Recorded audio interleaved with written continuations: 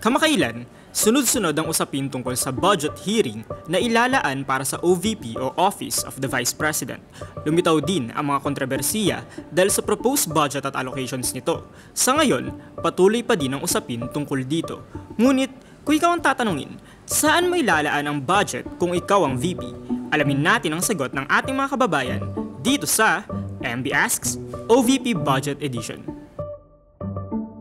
Aware ba kayo sa kung ano yung trabaho ng Vice President? Yes, umaalili siya sa Pangulo. Ang so far as I know po, yung role ng Vice Presidente is mag-assist po sa President and sa parang kung like merong duty yung President sa ibang lugar or sa international, pwedeng siya muna yung sasalo sa parang sa tungkulin ng Presidente po. Yes, ako aware ako talaga. Tapos sana ayun, kung ano yung magampanan ng Vice President natin ngayon.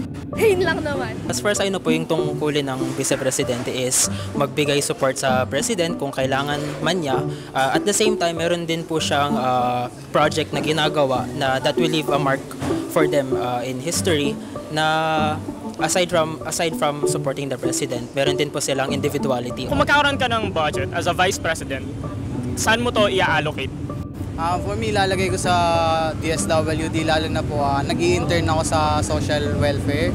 For me, kailangan po ng mga bata natin lalo na yung mga street children ng budget para mapalagaan sila at karoon ng hinaharap. Both education and healthcare po.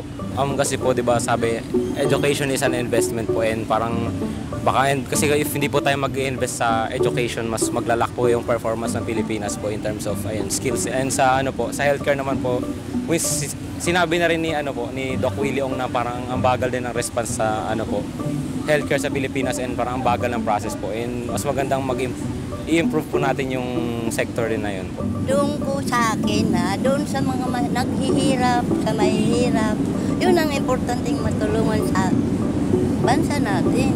Tama rin sa nanay ko na talagang dapat talaga sa mahirap bigyan talaga kasi talaga naman dapat silang tulungan. Para naman kahit paano meron, di ba? Kung naman meron na nga, doon pa rin. Kasi ngayon, nagsiscroll ako sa social media, tapos marami akong nababalitaan na, ayun nga, parang yung in terms of education, parang kulang yung mga, ano ba tawag dito, classroom, ganon. So ako bilang Vice President, magpo-focus ako sa education.